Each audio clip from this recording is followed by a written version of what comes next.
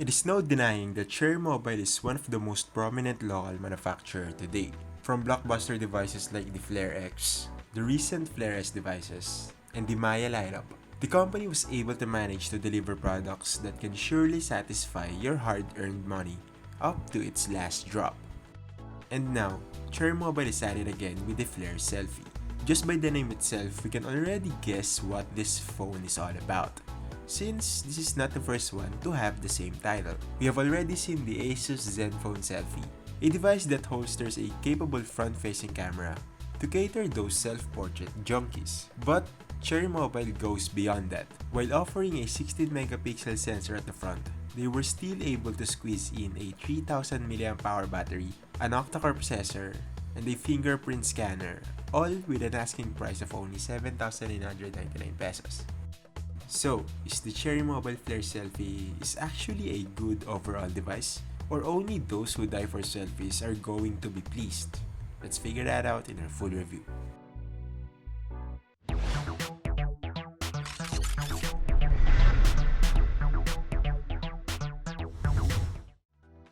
If there's one thing that Cherry Mobile is becoming really good at in their past few devices, it is their design know-how.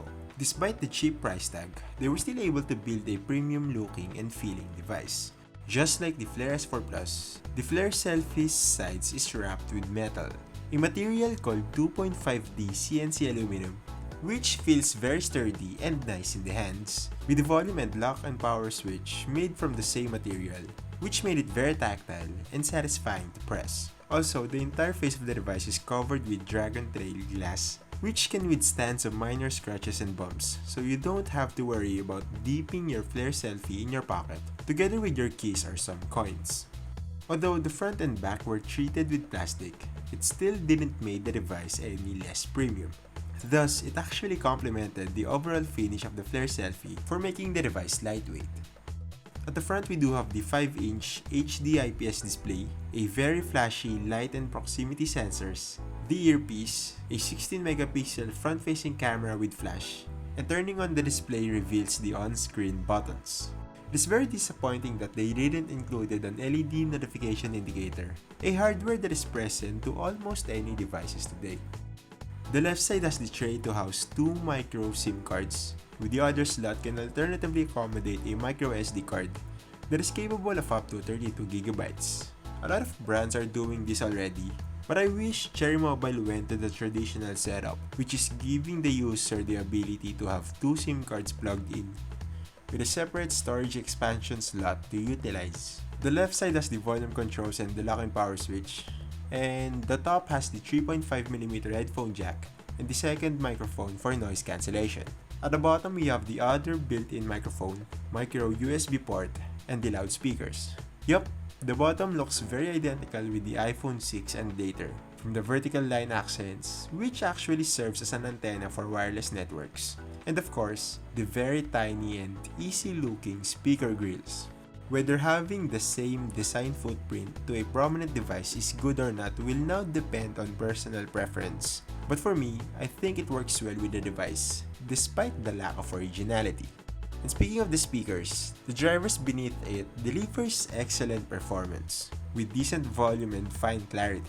But the speaker's placement makes it easily obstructed or covered, especially when playing games or watching videos, since you'll be holding the device on landscape during those situations. Once covered, the speakers almost went completely silent. At the back, we have the 16-megapixel primary camera with a dual-tone flash, and of course, the fingerprint scanner. We've already seen other leading brands chose the same location for the reader, and I think having it on the top back is really the best choice. The scanner is placed where your index finger usually rests, thus the ease of access. The fingerprint reader can read your prints quite fast for as long as it actually detects it. Why? Well, the success rate of reading your fingers correctly is sometimes low. During my tests, there were times that it doesn't recognize my prints and prompted me to try again and again and again.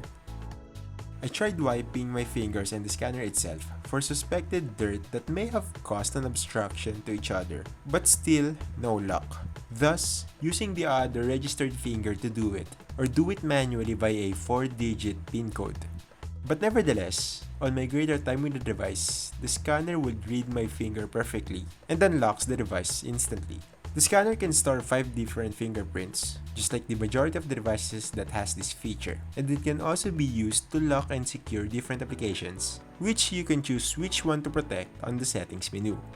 The sensor also serves as a shutter button, which makes it a lot more sense when taking selfies. Well, I really like the overall aesthetics and build of the device. It is elegant and feels really nice in the hands. Although I wish there were other color options, as the Cherry Mobile Flare Selfie is only available in white, unlike the other devices from them that are offered in various colors. The similarly priced Flare S4 Plus utilizes a sharper Full HD display, in contrast with the HD screen that the Flare Selfie has. This may be a bad news to those pixel aficionados, but quite forgivable for some people like me, since Cherry Mobile spared some value to other components, which are not found in the S4 Plus. With that, we have a 5-inch HD IPS display, which has a 1280 by 720 resolution and has 294 pixels per inch. The display is definitely not the sharpest of all, considering the presence of 1080p and 1440p devices. But details are still projected beautifully without the presence of any visible pixels. Text from web pages and other places are comfortable and easy in the eyes. Colors also looks fantastic. Just like other IPS displays, blocks are deep with just right saturation to make colors pop, but not too exaggerated. Although screen brightness is a bit disappointing on this one. Sure, you can still see it clearly outdoors, but I still crave for some extra brightness.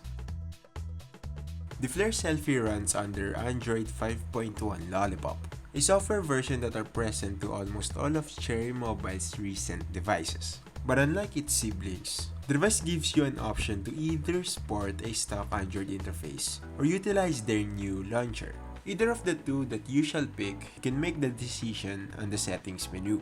The Cherry launcher is live automatically out of the box. You can switch to standard Android look by enabling the stock launcher from the options. With that said, there's hardly any difference from the two, and besides, it is just a launcher, so the look of the home screen is the only thing that is different. The Cherry launcher gave a custom look to the app icons. There are also some few themes presets, which can be changed in a snap just by tapping the theme change icon. And probably the only biggest change is the disappearance of the app drawer.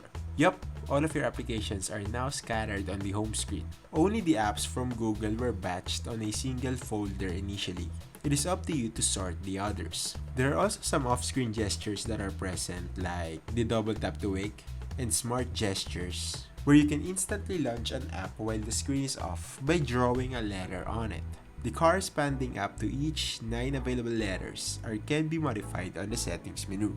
Other than that, 5.1 Lollipop is still what we have known and loved, although it is known for mismanaging RAM, but it is barely noticeable as the device is equipped with 3GB of it. Overall, it was a seamless user experience with the Flare Selfie.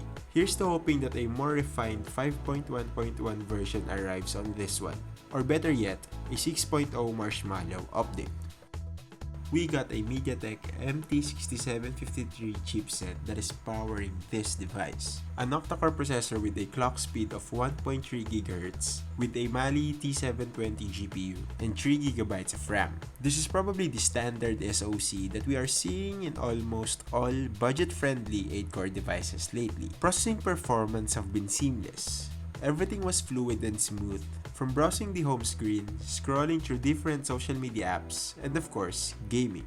I have tried titles like SimCity and UFC, and the games run flawlessly, with no visible frame drops and stutters. The 3 gigs of RAM is also showing off big time on this thing. You can go back from a previously opened app from where exactly you left. You can also load an hour's worth of YouTube video and scroll back and forth from the timeline without any worries of restarting the buffer. Although I wish that there's a multi-window function that comes right in to fully utilize the spacious workspace. And we are here at the main event. Well, the device's name gave it away already. The Cherry Mobile Flare Selfie is a snap shooter's device. holstering a 16-megapixel BSI primary camera and an equivalent 16-megapixel front-facing one with autofocus. This device is really targeted to someone. But are those big numbers really produced the expected photo quality? Here's our test results.